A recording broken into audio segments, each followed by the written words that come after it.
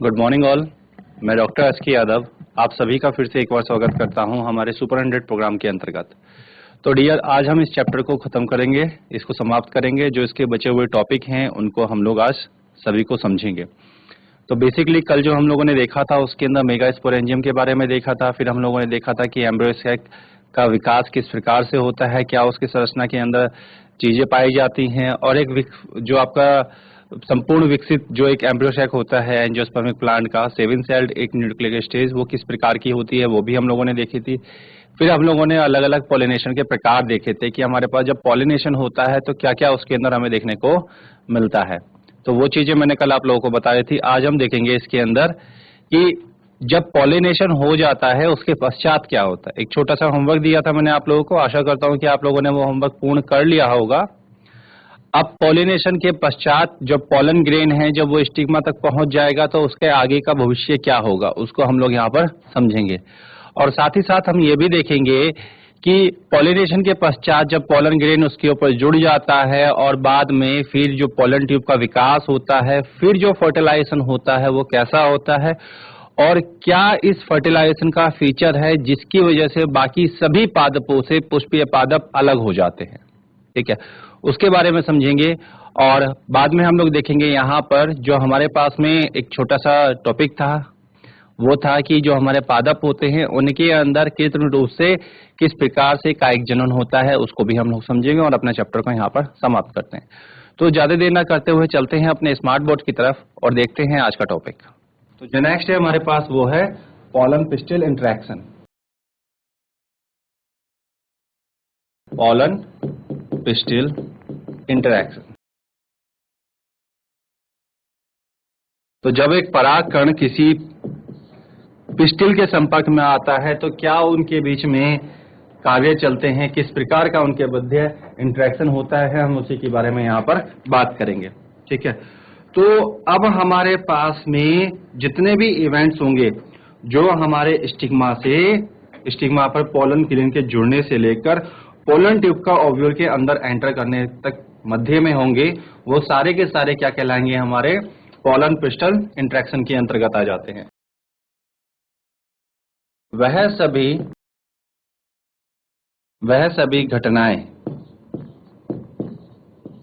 सभी घटनाएं जो कि पोलन ग्रेन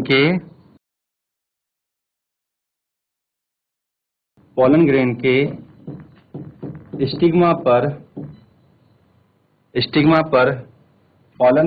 स्टिग्मा पर गिरने से लेकर ओव्यूल में पोलन ट्यूब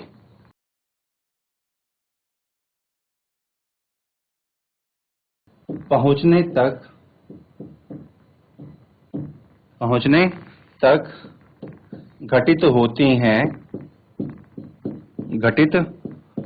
हैं इस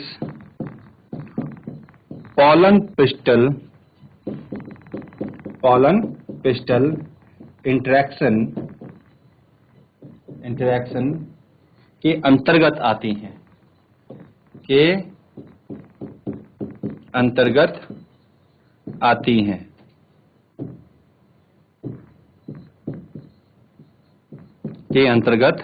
तो सारी घटनाएं इसी के अंतर्गत आएंगी यहाँ पर।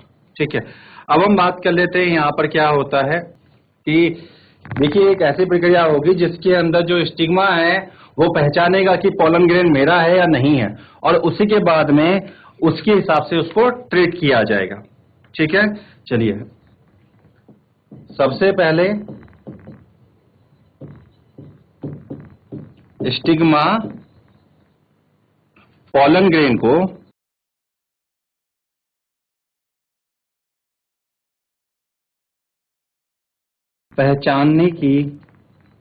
पहचानता है तथा उसके पश्चात अब जब उसको पहचानता है तो अब या तो वहां पर जो हमारा पोलन ग्रेन है हमारे इसी प्लांट का होगा या फिर किसी दूसरे प्लांट का होगा, क्योंकि वायु से पोलन ग्रेन किसी का भी आ सकता है। अगर इसी प्लांट का पोलन ग्रेन होता है तो उसको आगे प्रमोट किया जाता है कि वो पोलन ट्यूब बनाए, और यदि वो दूसरे प्लांट का होता है तो यहाँ पे इसकी ग्रोथ को रोक दिया जाता है। ठीक है, पहचानता है तथा उसके पश्चात पोलन ट्यूब की वृद्धि को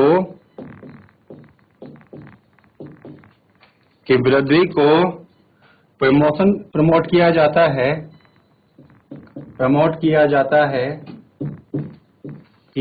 है अथवा रोक दिया जाता है। अब या तो उसको प्रमोट किया जाएगा या फिर उसको रोक दिया जाएगा पहचानने के पश्चात। अगर अपना वाला है तो उसको प्रमोट किया जाएगा और अपना वाला नहीं है तो उसको रोक दिया जाएगा। ठीक है, तो अब देखिए हमारे पास में क्या होता है कि हमारे पास कोई गारंटी नहीं है कि जो पोलन ग्रेन हमारे स्टिग्मा पर आकर जुड़ रहा है वो सही प्रकार का ही होगा। ठीक है, और हमारी जो स्टिग्मा है उसके पास यह क्षमता होती है कि वो पहचान सके कि पोलन ग्रेन हमारा वाला है या दूसरा वाला है। ठीक है, तो इसी वजह से वो क्या करेगी, इसका पहचान करने की प्रयास करती है। ठीक है, चलते हैं आगे, इसमें आगे देखते हैं हम लोग। नेक्स्ट हम बात कर लेते हैं यहाँ पर। ठीक है, देखिए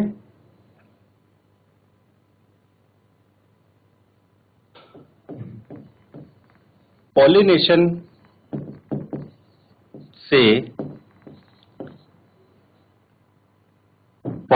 से कोई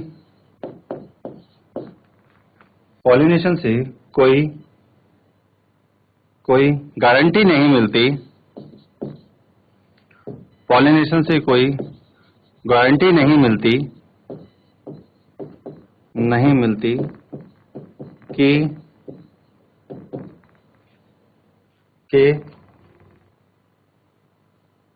कि स्टिग्मा पर हमेशा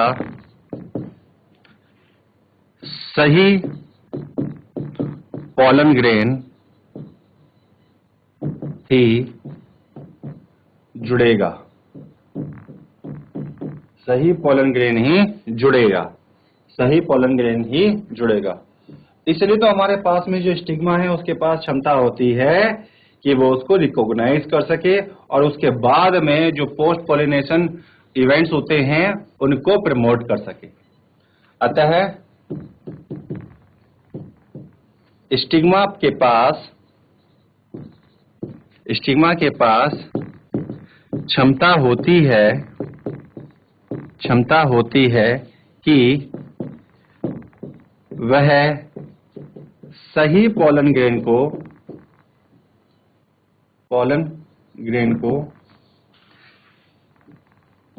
पहचान सके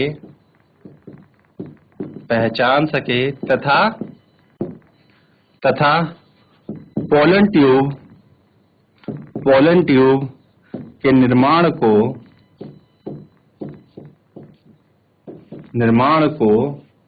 प्रमोट कर सके। निर्माण को प्रमोट मतलब बढ़ावा दे सके, प्रमोट कर सके। तो इसके पास ये क्षमता होती है। अब देखिए कैसे होगा, यहाँ पर हमारे पास में जो स्टिग्मा होता है और जो पोलन ग्रेन होता है, इनके मध्य क्या होता है, ये कुछ केमिकल्स होते हैं जो एक दूसरे के साथ इंटरेक्ट करते हैं। अगर ये केमिकल्स एक दूसरे के साथ इंटरेक्ट करते हुए सही अपना भागीदारी निभाते हैं या एक दूसरे को पहचान पाते हैं, तभी पोलन ग्रेन जो है जर्मिनेट कर पाएगा। और यदि हमारे पास में ये जो केमिकल हैं ये एक दूसरे से विपरीत तरह से कार्य करते हैं और एक दूसरे को नहीं समझ पाते, तो स्टिग्मा समझ जाती है कि ये पोलन ग्रेन मेरा नहीं है और वो उसकी ग्रोथ को बढ़ावा नहीं देता है। तो बेसिकली यहाँ पे आपको क्या देखने को मिलेगा, मान लो हम एक डायग्राम के थ्रू देखें तो जैसे हम कहते हैं कि भाई हमारे पास में ये एक स्टिग्मा है,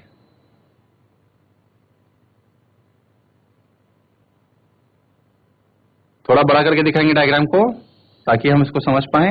ठीक है, ये एक स्टिग्मा है, और नीचे हमारे पास क्या है, ओवरी। स्टिग्मा है और नीचे है हमारे पास में ओवरी। अब स्टिग्मा के ऊपर कोई भी पोलन ग्रेन आके जुड़ सकता है, जैसे एक ये पोलन ग्रेन आके जुड़ा, ठीक है, जैसे एक ये पोलन ग्रेन आके जुड़ा, जैसे एक ये अलग टाइप का पोलन ग्रेन आके जुड़ा, ठीक है, और एक ये पोलन ग्रेन आके जुड़ा, ठीक है। तो देखिए कई अलग अलग प्रकार के पोलन ग्रेन इसके ऊपर आकर जुड़ गए हैं। अब यहाँ पर क्या होगा, केमिकल डायलॉगिंग चलेगी। केमिकल डायलॉगिंग चलने के बाद में हमारे पास में ग्रोथ होना शुरू हो जाएगी। जैसे मान लीजिए ये वाला जो है हमारा, ये बिल्कुल सही प्रकार का पोलन ग्रेन है, तो यहां से इसकी ट्यूब का विकास होना शुरू हो जाएगा। इस प्रकार से ये इसकी ट्यूब का विकास होना शुरू हो जाएगा। मान लेते हैं ये वाला जो है हमारे पास पोलन ग्रेन, ये सही प्रकार का नहीं है, ठीक है, तो इसका जर्मिनेशन नहीं होगा। ये थोड़ा बहुत मैच कर रहा है और जैसे ही इसकी पोलन ट्यूब बनती है बस इतने पे इसको रोक दिया जाता है, ठीक है। वहीं हम दूसरी तरफ बात करें, ये वाला जो है ये थोड़ी सी और ज्यादा कंपैटिबिलिटी दिखा देता है इसके साथ में, और ये भी अपनी ग्रोथ को आगे बढ़ाने लगता है, ठीक है। और उसके पश्चात जो है हमारे पास ये वाला जो पोलन ग्रेन है, क्योंकि ये बिल्कुल पूरी तरह से रिकॉग्नाइज किया जा रहा है, तो ये आगे वृद्धि करता रहेगा, इसकी पोलन ट्यूब और आगे बढ़ती रहेगी, ठीक है। तो आप देख सकते हैं यहाँ पे 3-4 अलग अलग प्रकार के पोलन ग्रेन आके जुड़े। हम इसको क्या बताते हैं, ये देखिए ये है स्टिग्मा, ठीक है। ये क्या है, चारों को दिखाते हैं, different plant, different plants pollen grain, मतलब अलग अलग पादपों के पोलन ग्रेन है ये, ठीक है, जिसमें से ये केवल राइट टाइप का है। ये कैसा है, ठीक है, यह है हमारा सही पोलन ग्रेन, यह है हमारा सही पोलन ग्रेन। तो देखिए सही पोलन ग्रेन जो है लगातार वृद्धि कर रहा है आगे, और बाकी की जो पोलन ट्यूब बन रही है वो पीछे ही रुक जा रही है, ठीक है, वो आगे बढ़ ही नहीं पा रही, लेकिन निरंतर किसकी बढ़ रही, सही वाले की, ठीक है। तो हम बताते हैं यहाँ पे पोलन ट्यूब की निरंतर वृद्धि, यहाँ पे हो रही है पोलन ट्यूब की निरंतर वृद्धि, और इसी प्रकार से हमारा जो पोलन ट्यूब है वो आगे बढ़ती चली जाती है। यही हमारा यहाँ पर देखने को मिलता है। तो चलिए आगे बात कर लेते हैं, ठीक। अब देखिए जैसे हमारे पास में अगर सही प्रकार का है तो कैसे हमारी जो स्टिग्मा है वो उसको प्रमोट करती है। तो अगर सही प्रकार का पोलन ग्रेन हमारी स्टिग्मा पर पहुंच जाता है तो जो हमारी स्टिग्मा है वो थोड़ी सी शर्करा और थोड़ा सा जल उसको अपनी सतह पर रिलीज कर देती है। जब वो जल और शर्करा रिलीज होते हैं तो ये जो जल है ये हमारे पोलन ग्रेन के अंदर एंटर करेगा, और इस शुगर के माध्यम से जो पोलन ग्रेन है उसको एनर्जी मिलेगी, और अंततः जो हमारा राइट टाइप का पोलन ग्रेन है वो जर्मिनेट करना शुरू कर देगा। अब मान लीजिए जिस टाइम पे हमारी ये शर्करा और जल आपका रिलीज हुए थे उसी टाइम पे दूसरे पोलन ग्रेन भी आकर जुड़ गए, तो वो भी जर्मिनेट कर जाएंगे। लेकिन जैसे ही वो पोलन ट्यूब को लेकर स्टिग्मा के अंदर प्रवेश करेंगे उसी टाइम पे उनकी जो वृद्धि है पोलन ट्यूब की वो रोक दी जाएगी, ठीक है। तो हमारे पास केवल और केवल आगे की तरफ वही आपके पोलन ट्यूब पहुंचेगी जो सही प्रकार के पोलन ग्रेन की होगी, ठीक है। तो हम पीछे क्या देख रहे थे, अभी देखिए आगे हम बात कर लेते हैं यहाँ पर। तो हम बात कर लेते हैं, यह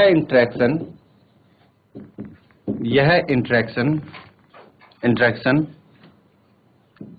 स्टिग्मा तथा पोलन ग्रेन के द्वारा कुछ केमिकल्स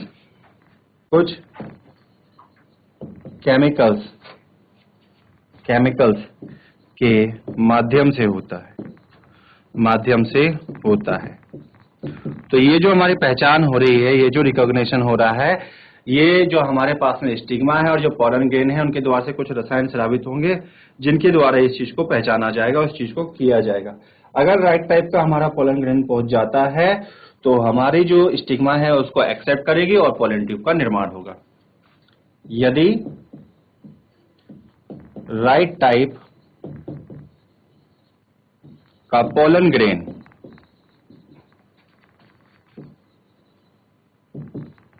पहचान लिया जाता है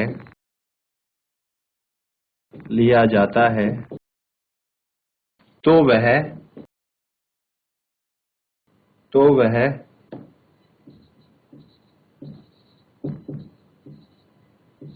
वृद्धि करके पोलन ट्यूब का निर्माण करता है। पोलन ट्यूब का निर्माण करता है।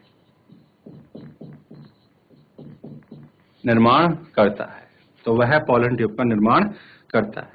और अगर हमारे पास में ये अगर सही प्रकार का नहीं होगा तो पोलन ट्यूब का निर्माण नहीं होगा। ठीक है, अब इसकी हम बात कर लेते हैं। जो हमारा पोलन ट्यूब है ये बनेगी, अब पोलन ट्यूब जो बनेगी वो बनेगी, और ये जो पोलन ट्यूब बन रही है ये किसी एक आपके जो जर्म पोर था पोलन ग्रेन में उसी से बनेगी। यह पोलन ट्यूब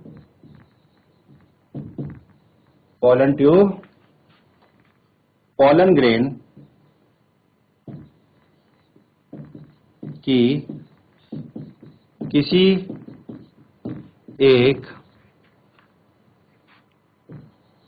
जर्म पोर से विकसित होती है।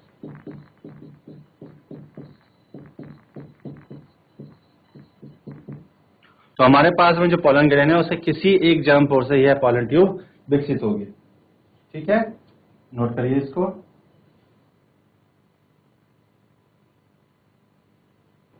चलिए बेटा, आशा करता हूं आप लोगों ने नोट कर लिया होगा। ठीक है, अब हम बात करते हैं आगे क्या होगा। हमारे पास पोलन ट्यूब विकसित हो चुकी है। पोलन ट्यूब विकसित होने के पश्चात जैसे आप देख सकते हैं यहाँ पे पोलन ट्यूब हमारे विकसित हो चुकी है। अब पोलन ट्यूब के विकसित होने के पश्चात क्या होगा, जो हमारे पास में सारा का सारा कंटेंट है किसका, पोलन ग्रेन का, वो पोलन ट्यूब के अंदर प्रवेश कर जाता है।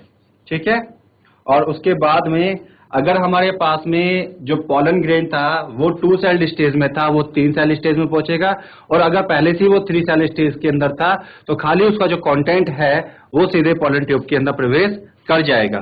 तो हम देख लेते हैं पोलन ट्यूब के बनने के पश्चात पोलन ग्रेन में उपस्थित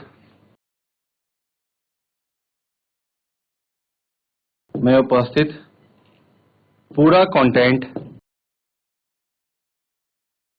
पोलन ट्यूब में प्रवेश कर जाता है। पोलन ट्यूब में प्रवेश कर जाता है। पोलन ट्यूब में प्रवेश कर जाता है।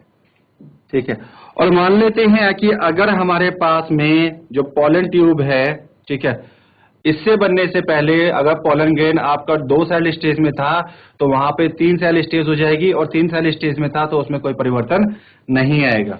ठीक है, और जो पोलन ट्यूब है ये स्टिग्मा से ग्रो करेगी, फिर स्टाइल में पहुंचेगी और अंततः ओवरी में पहुंच जाती है।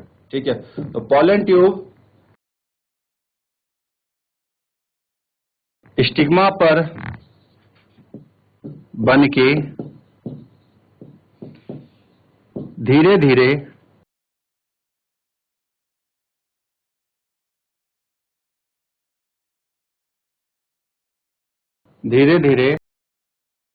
स्टाइल में प्रवेश करती है। स्टाइल में प्रवेश करती है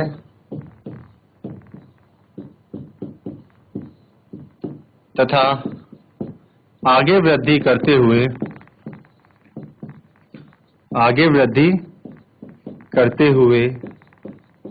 यह अंततः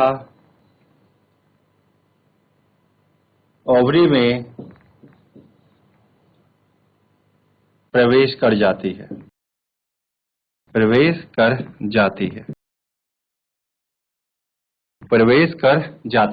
ठीक है बेटा, देखो हिंदी थोड़ी सी कमजोर है, अगर मात्रा ऊपर नीचे हो जाए तो उसको दिल पे मत लीजिएगा। कि यहाँ तो छोटी एक ही मात्रा लगनी थी, सर ने बड़ी लगा दी, या बड़ी की लगनी थी, सर ने छोटी लगा दी। तो उस चीज को दिल में मत लीजिएगा, उसको आप सही कर लीजिएगा। ठीक है, आगे हम बात करते हैं इसके अंदर जो हमारे पास में पोलन ट्यूब है। अब ये पोलन ट्यूब अभी तो प्रवेश की है ओवरी के अंदर, अब इसे कहाँ जाना है, ओव्यूल के अंदर।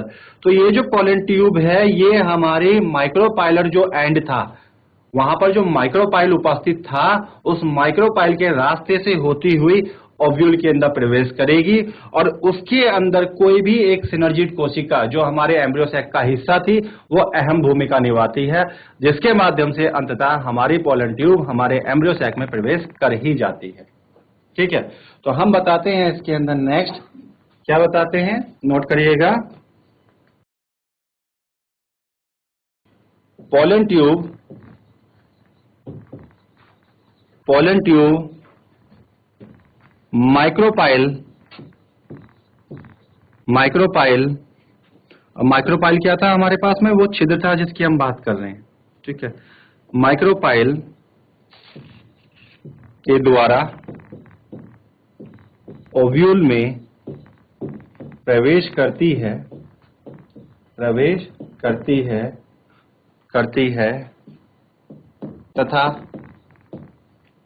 तथा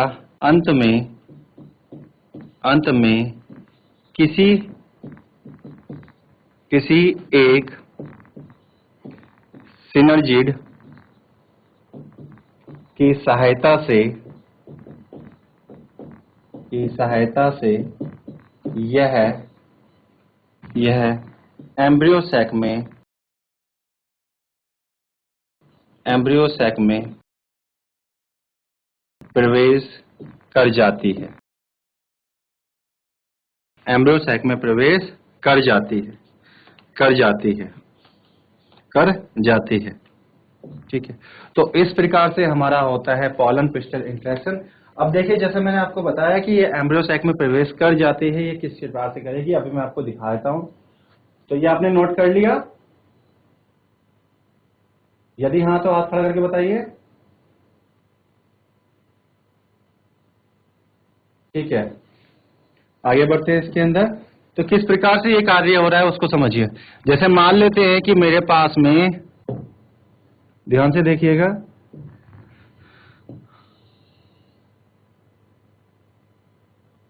ये है एम्ब्रियो सैक। ठीक है, और इस एम्ब्रियो सैक के अंदर हमारे पास विभिन्न प्रकार की कोशिकाएं थी, उनको बना देते हैं। तो ये तो हो गए क्या, एंटीपोडल सेल्स। ठीक है, ये हो गई हमारे दो सिनर्जिड्स और ये हो गई एक एग सेल। ठीक है, बीच में क्या प्रेजेंट है, ये आपके दो केंद्रक उपस्थित हैं। ठीक, और इसके बाहर की तरफ अगर मैं आपको दिखाऊं तो ये तो हो गया न्यूसेलर रीजन। ठीक है, और ये हो गए इंटीग्यूमेंट्स।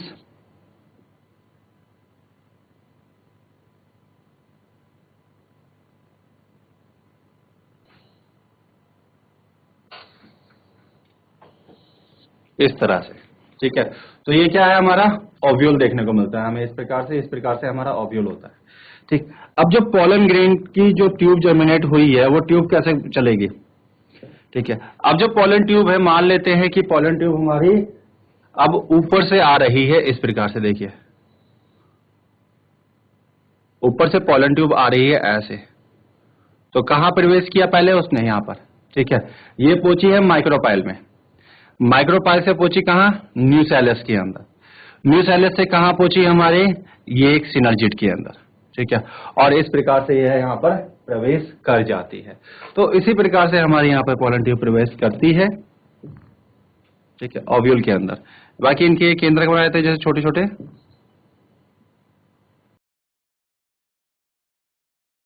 तो अब ये हमारे पास में क्या क्या हुआ है, देखिए,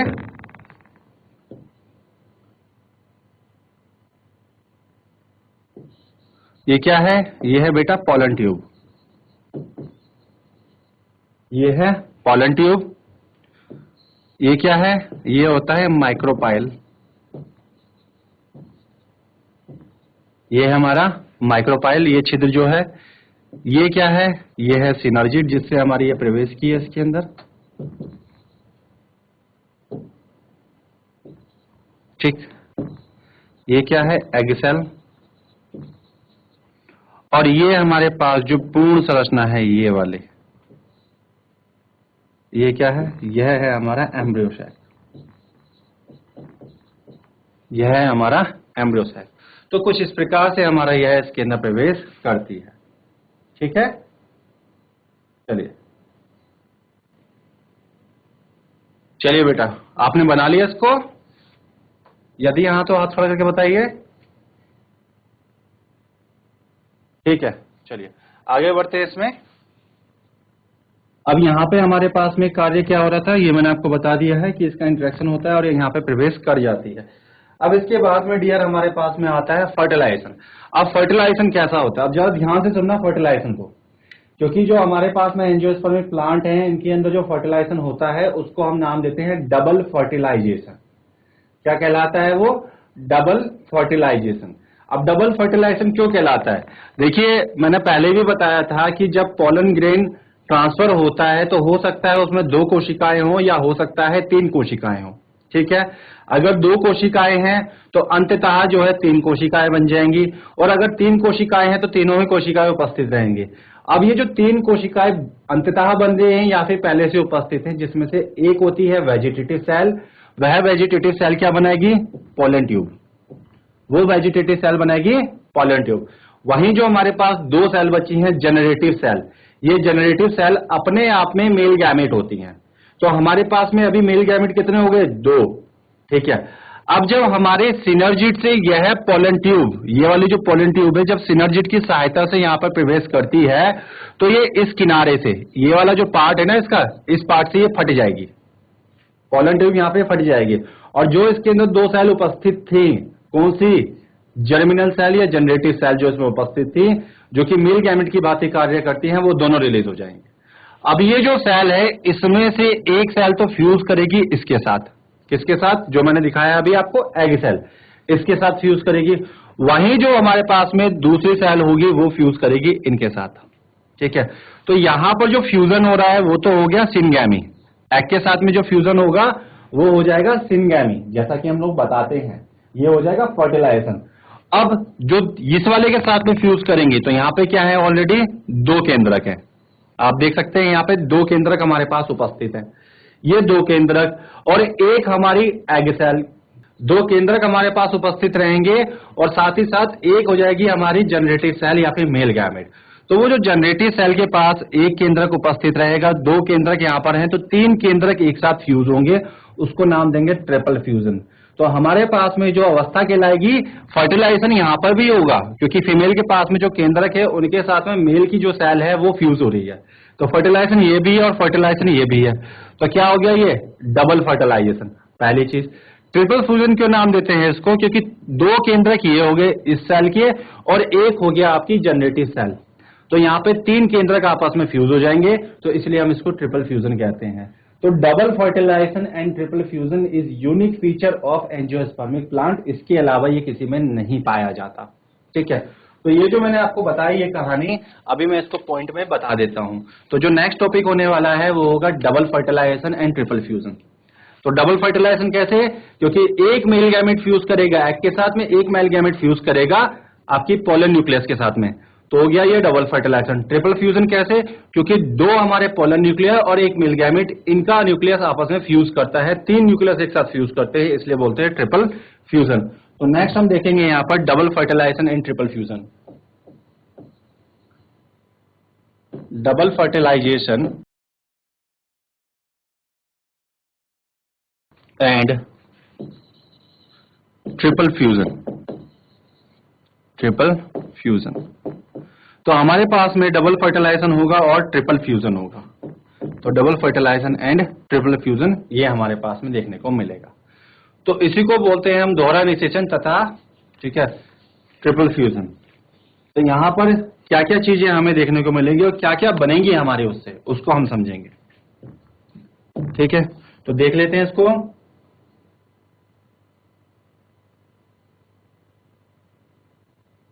क्या हमें देखने को मिलेगा? जब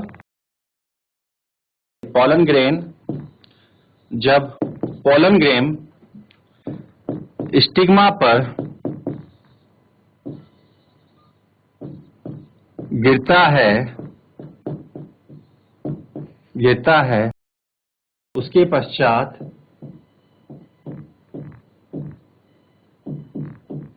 पश्चात वह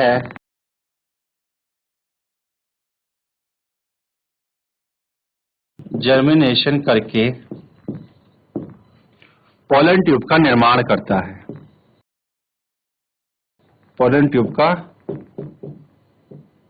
निर्माण करता है, जो कि पोलन ट्यूब का निर्माण करता है, जो कि स्टाइल से होकर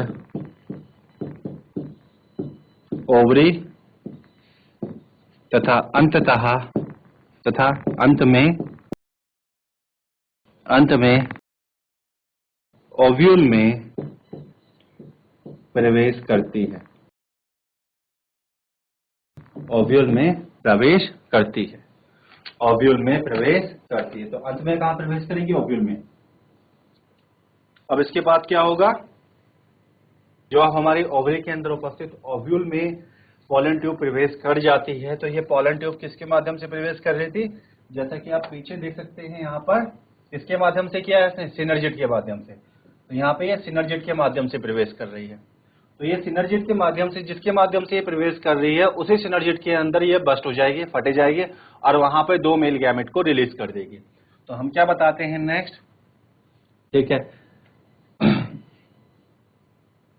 इसके पश्चात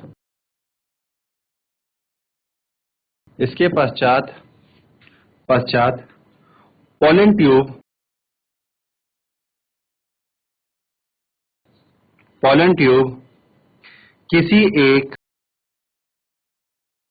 एक सिनर्जिड में प्रवेश करती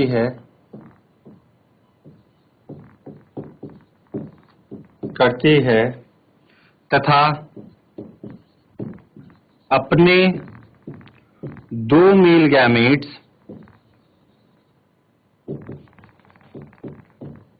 रिलीज करती है।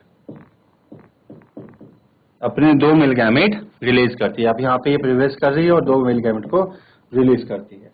अब रिलीज करने के बाद में क्या होगा? एक फ्यूज करेगा यहाँ पर, किसके साथ में?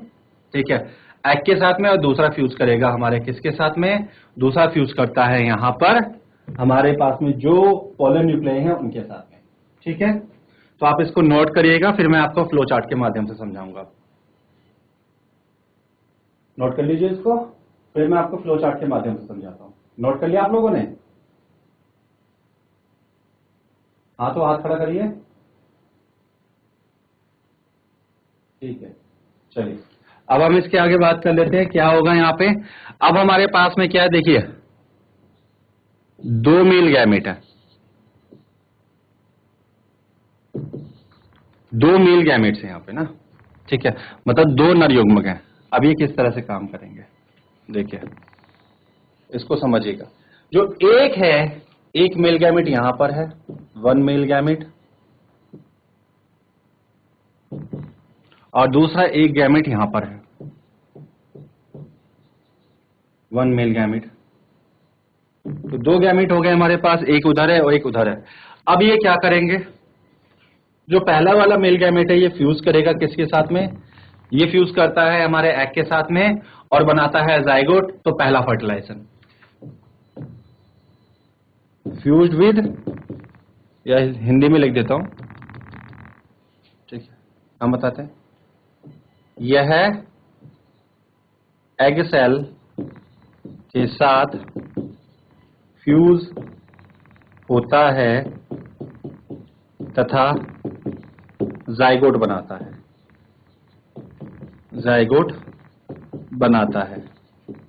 तो देखिए पहला हमारा फ्यूजन हो चुका है, ये जाइगोट बना दिया। अब इसके बाद में जो दूसरा मेल गैमेट है ये पोलन न्यूक्लियाई के साथ में फ्यूज करेंगे। ठीक है, यह सेंट्रल सेल में उपस्थित दो पोलर न्यूक्लियाई के साथ फ्यूज करता है। अब ये जो हमारे पास में फ्यूज कर रहा है, ये जो फ्यूजन कर रहा है, तो इससे बनेगा हमारा एक, ठीक है, ट्रिप्लॉइड न्यूक्लियस। जो ट्रिप्लॉइड क्यों होगा, देखो एक होता है एगुणित, एक होता है द्विगुणित, एक होता है त्रिगुणित। तो यहाँ पे त्रिगुणित केंद्रक बनेगा। कैसे बनेगा, देखिए एक केंद्रक उपस्थित है हैप्लॉइड किसके पास, मेल गैमेट के पास में। दो हैप्लॉइड पोलर न्यूक्लियाई यहां पर उपस्थित है, दो हैप्लॉइड ये हैं, एक हैप्लॉइड वो है, तो तीन हैप्लॉइड न्यूक्लियस आपस में फ्यूज हो गए। तो n plus n plus n कितने हो गए, 3n। तो यहां पे होगा आपका ट्रिप्लॉइड कंडीशन। n का मतलब होता है एगुणित अवस्था। अब 3n हो गए हैं, मतलब 3 बार एगुणित अवस्था है, तो ये क्या हो जाएगी, त्रिगुणित अवस्था या फिर ट्रिप्लॉइड कंडीशन। तो यहां पे हमारे पास एक ट्रिप्लॉइड आपकी कोशिका बनती है। यह ट्रिप्लॉइड कोशिका कहलाती है प्राइमरी एंडोस्पर्मिक न्यूक्लियस। तो ये जो प्राइमरी एंडोस्पर्मिक न्यूक्लियस है, इससे भविष्य में जाकर एंडोस्पर्म बनेगा। और आप लोगों को शायद बताया गया होगा, जो एंडोस्पर्म होता है यही इस जाइगोट से जो भविष्य में एम्ब्रियो बनेगा उसको पोषण प्रदान करता है। तो हम बताते हैं, देखिएगा कि यहाँ पे दो पोलर न्यूक्लियाई के साथ फ्यूजन करता है और एक ट्रिप्लॉइड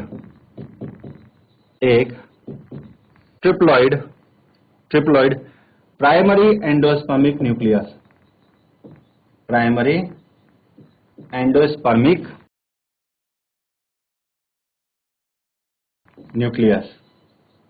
अब ये जो प्राइमरी एंडोस्पर्मिक न्यूक्लियस है, इसको कहते हैं pan, PEN, pan, primary endospermic nucleus बनाता है। प्राइमरी एंडोस्पर्मिक न्यूक्लियस बनाता है, ठीक है।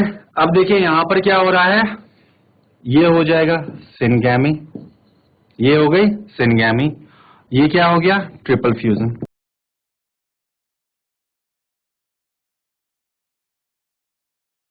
ये हो गया ट्रिपल फ्यूजन और ये हो गई सिनगैमी। तो फ्यूजन भी एक प्रकार से क्या होता है, फर्टिलाइजेशन। तो इसलिए हमारे पास में क्या हो रहा है, दो टाइप के फ्यूजन हो रहे हैं एम्ब्रियो सैक में, इसलिए हम इसको क्या बोलते हैं, डबल फर्टिलाइजेशन।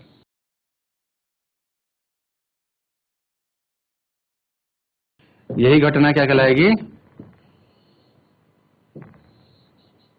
दो फ्यूजन है, क्या हो गए, यहां पे दो फ्यूजन हो रहे हैं, क्योंकि देखिए यहां पे भी क्या लिख रहा हूं, फ्यूज, ठीक है, मतलब फ्यूजन हो रहा है यहां पे, और यहां पे भी क्या लिख रहा हूं, फ्यूज, ठीक है, न्यूक्लियस के साथ फ्यूज करता है। या फ्यूज अगर आपको कंफ्यूज कर रहा है तो आप इसको फ्यूजन भी लिख सकते हैं, कोई समस्या नहीं होगी, आप इसको फ्यूजन कर सकते हैं, यहाँ पे भी इसको आप फ्यूजन कर सकते हैं ताकि आपको कंफ्यूजन ना हो। तो ये फ्यूजन करता है, फ्यूज होता है या फ्यूजन करता है, ठीक है, बात एक ही है। तो यहाँ पे क्या दो बार फ्यूजन हो रहा है, अब क्योंकि ये दो बार जो फ्यूजन हो रहा है, इसलिए हम इसको क्या नाम देते हैं, डबल फर्टिलाइजेशन। यही कहलाएगा डबल फर्टिलाइजेशन, ये हो जाता है डबल फर्टिलाइजेशन, ठीक है। अब हमारे पास में जब यह आपका फर्टिलाइजेशन कंप्लीट हो जाता है, इसके पश्चात जो है हमारे पास में जो केंद्रीय कोशिका है वो आपकी प्राइमरी एंडोस्पर्मिक सेल के अंदर परिवर्तित हो जाती है, ठीक है। और जो प्राइमरी एंडोस्पर्मिक सेल है ये भविष्य में जाके एंडोस्पर्म को बनाएगा, और एंडोस्पर्म से फिर भविष्य में जो जाइगोट से एम्ब्रियो बनेगा उसको क्या मिलता है, पोषण। तो आप अपनी कॉपी के अंदर कंटिन्यू करिएगा, मैं इसके नीचे लिख रहा हूं, ठीक है, मैं अगले पेज पे इसके नीचे लिख रहा हूं और आप अपनी कॉपी में इसी के नीचे कंटिन्यू करिएगा, ठीक है। तो यहां पे क्या लिख रहा हूं मैं, देखिए मैं इसी साइड में लिख रहा हूं इसमें आगे, ट्रिपल फ्यूजन के पश्चात, ट्रिपल फ्यूजन के पश्चात, ट्रिपल फ्यूजन के पश्चात सेंट्रल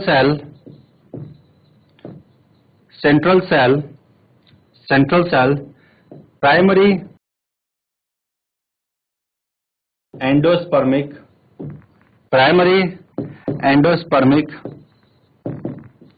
सेल कहलाती है।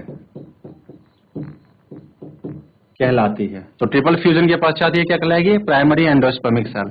और बाद में क्या बनेगी, ये बाद में जो है आपका एंडोस्पर्म में कन्वर्ट हो जाएगी और इससे ही जो है हमारे एम्ब्रियो को क्या मिलेगा, पोषण। ठीक है, बाद में यह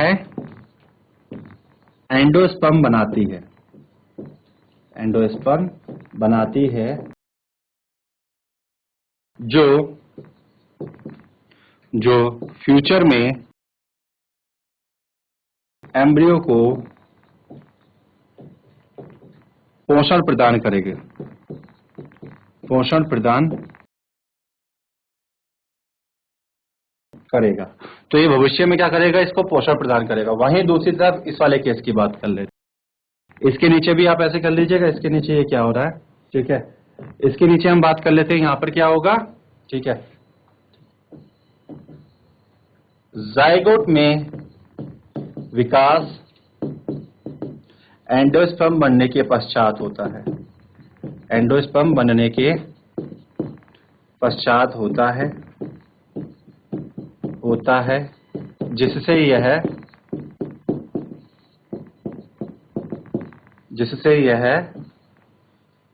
यह एम्ब्रियो का निर्माण करता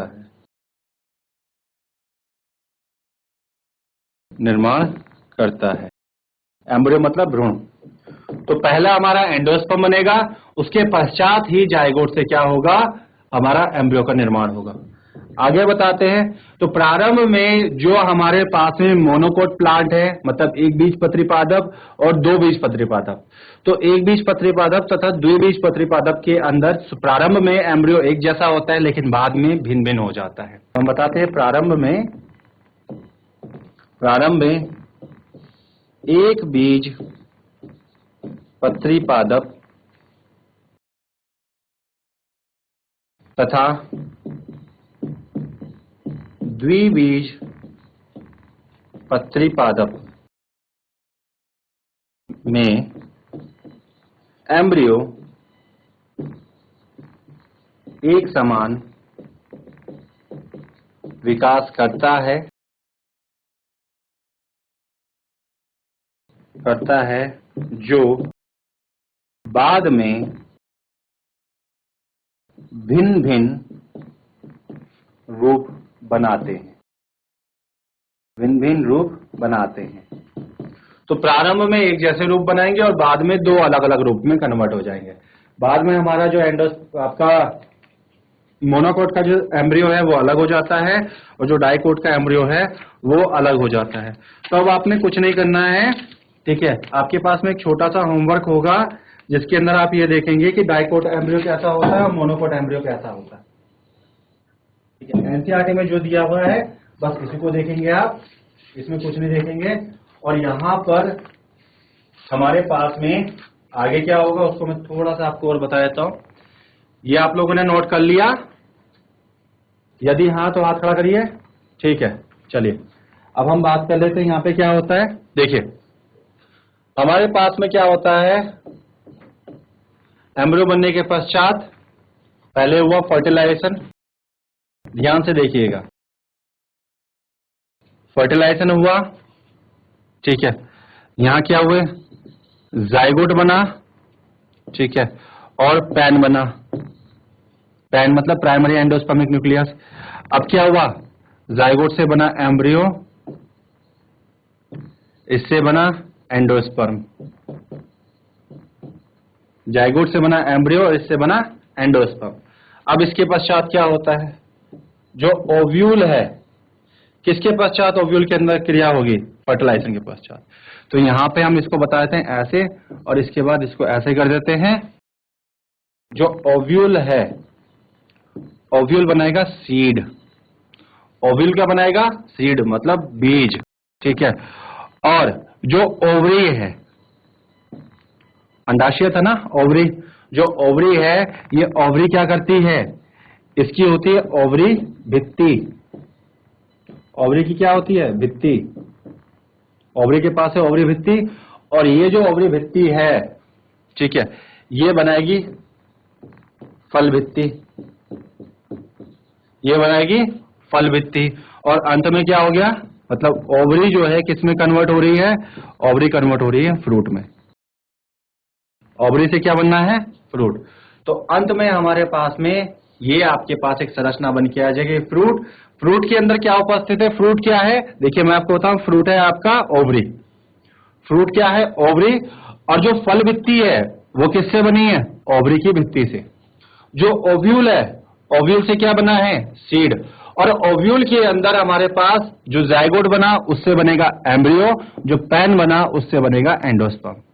और अंत में हमारे पास जो सीड है वो जर्मिनेट होके नया प्लांट बना देता है। ठीक है, तो ये था हमारा इसके बारे में जो मैंने आपको बता दिया। ठीक है, तो यहाँ पे जो आपका चैप्टर है वो तो एक जो छोटे छोटे टॉपिक हैं वो आप एनसीईआरटी से देख लीजिएगा, क्योंकि इतना टाइम हमारे पास होता नहीं है। ठीक है, अब हम आगे इसके अंदर बात करेंगे। जैसा कि मैंने आपको बताया था, एक आता है आपका आर्टिफिशियल वेजिटेटिव प्रोपोगेशन। जो आर्टिफिशियल वेजिटेटिव प्रोपोगेशन है वो क्या होता है उसके बारे में मैं आपको बता दूंगा थोड़ा सा। ठीक है, और यहाँ पे हमारा चैप्टर हो जाएगा फिनिश। ठीक है, तो ये आप लोगों ने नोट कर लिया, यदि हाँ तो हाथ खड़ा करके बताइए। ठीक है, चलिए अब हम इसके अंदर बात कर लेते हैं। नेक्स्ट हमारे पास आखिरी टॉपिक है और वो क्या है, आर्टिफिशियल वेजिटेटिव रिप्रोडक्शन। अब मतलब आर्टिफिशियल वेजिटेटिव रिप्रोडक्शन को आप हिंदी में कहेंगे कृत्रिम कायिक जनन। कृत्रिम कायिक जनन, कृत्रिम कायिक जनन।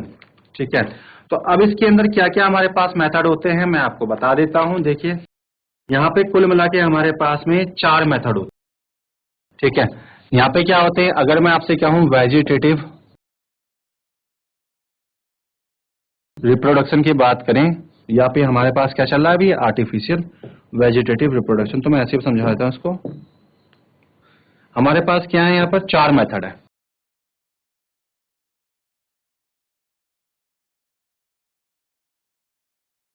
देखिए यहाँ पर आपको 4 मेथड्स देखने को मिलेंगे। कौन कौन से मेथड मिलेंगे, 4। पहला होता है कटिंग, पहला होता है कटिंग। दूसरा होता है लेयरिंग, दूसरा क्या होता है, लेयरिंग। जो तीसरा मेथड है ये होता है हमारा ग्राफ्टिंग। और जो आखिरी मेथड है ये होता है माइक्रोग्राफ्टिंग।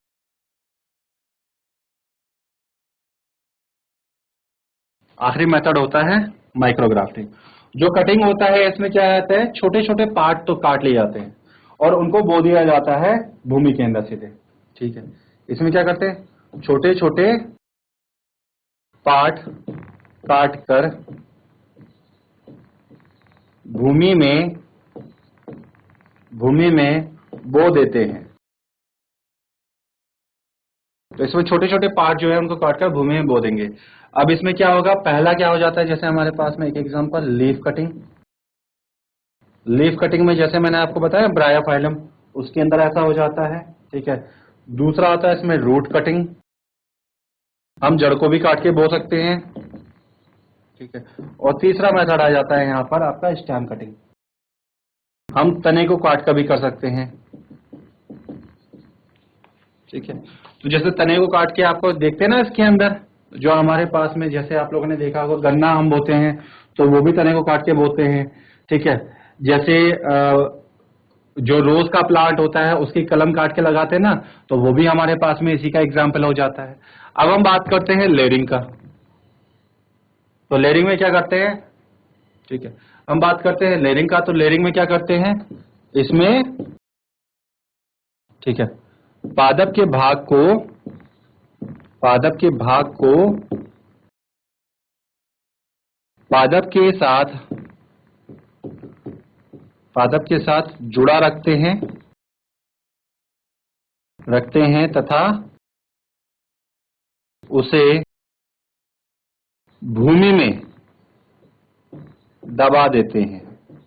तो देखिए भाग अभी पादप के साथ जुड़ा हुआ है और उसको भूमि में दबा दिया, तो उससे क्या होगा, उसमें जो है जड़ें बन जाती हैं, बाद में उसको काट के यूज कर लेते हैं, जिससे उस भाग में जड़ें विकसित हो जाती हैं, विकसित हो जाती हैं और अंत में यह भाग अलग करके एक नए प्लांट के रूप में उपयोग कर लिया जाता है, एक नया प्लांट बन जाता है। तो देखिए यहाँ पे अंततः हमारे पास क्या बन गया, एक नया प्लांट बन गया। तो ये तो हो गया हमारे पास में क्या, लेयरिंग। अब इसके बाद में क्या आता है, ग्राफ्टिंग। अब इसके अंदर क्या करेंगे, ग्राफ्टिंग के अंदर हम दो पादपों के मध्य हम ग्राफ्टिंग करते हैं। तो एक का लेंगे हम जड़ और दूसरे का हम ले लेते हैं यहाँ पे तना, ठीक है। तो जड़ के ऊपर किसी दूसरे पादप का तना बो देते हैं। तो जड़ तंत्र जो है एक पादप का, वो जल वगैरह न्यूट्रिशन वगैरह लेता है हमारा भूमि से, और बदले में जो तना हम दूसरा उपयोग कर रहे हैं, ठीक है, उस तने को वो पहुंचाता है। तो जो तना है वो कुछ और संरचनाएं बनाएगा और जो जड़ है वो कुछ और कार्य करेगा। तो ऐसे में हमारे पास में जो प्रक्रिया हो जाएगी ये होती है ग्राफ्टिंग। तो हम इसमें क्या बताते हैं, इस प्रक्रिया में एक पादप के जड़ तंत्र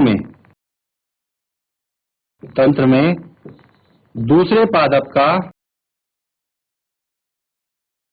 तना तंत्र जोड़ देते हैं। तो एक पादप का क्या है, तना तंत्र, और दूसरे पादप का क्या है, जड़ तंत्र, ठीक है। अब जैसे हम लोग इसका एग्जाम्पल बताते हैं, यहाँ पर एग्जाम्पल क्या हो जाएगा, और ये शायद आपने एग्जाम्पल सुना होगा। ये एग्जाम्पल होता है टोमेटो। अब टोमेटो जो नाम लग रहा है वो टोमेटो से भी मिला जुला लग रहा है और पोटैटो से भी मिला जुला लग रहा है, ठीक है। तो यहाँ पे जो निचला हिस्सा होता है, जो जड़ तंत्र है, उसके अंदर आ जाता है हमारे पास पोटैटो, और जो तना तंत्र है ऊपर वाला, वहां आ जाता है टोमेटो, ठीक है। तो ये किससे बना है, पोटैटो प्लस टोमेटो। तो ये बना है पोटैटो प्लस टोमेटो से मिलकर, ठीक है। ऐसे ही हमारे पास अंत में आता है यहाँ पे माइक्रोग्राफ्टिंग, ठीक है। अब माइक्रोग्राफ्टिंग में कुछ नहीं होता है, हमारे पास पूरा का पूरा एक पादप होता है, उस पादप के अंदर किसी दूसरे पादप का छोटा सा हिस्सा जोड़ देते हैं, ठीक है। तो इसमें क्या बताते हैं, ठीक है, इस प्रक्रिया में किसी एक पादप के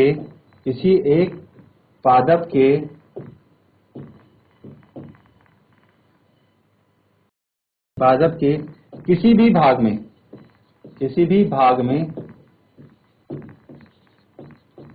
दूसरे पादप का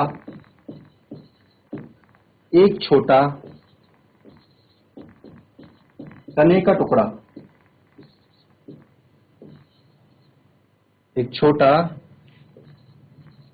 का टुकड़ा, जोड़ देते हैं, ठीक है। और ये जो छोटा तने का टुकड़ा है ये आपका नया प्लांटलेट बना देगा, ठीक है। और इस प्रकार से हमारा ये चैप्टर हो जाता है समाप्त। बेटा मंडे को जो हमारी क्लास होगी, मंडे की क्लास के अंदर मैं आप लोगों को पढ़ाऊंगा एक बहुत इंपॉर्टेंट चैप्टर जो होता है जेनेटिक्स, ठीक है,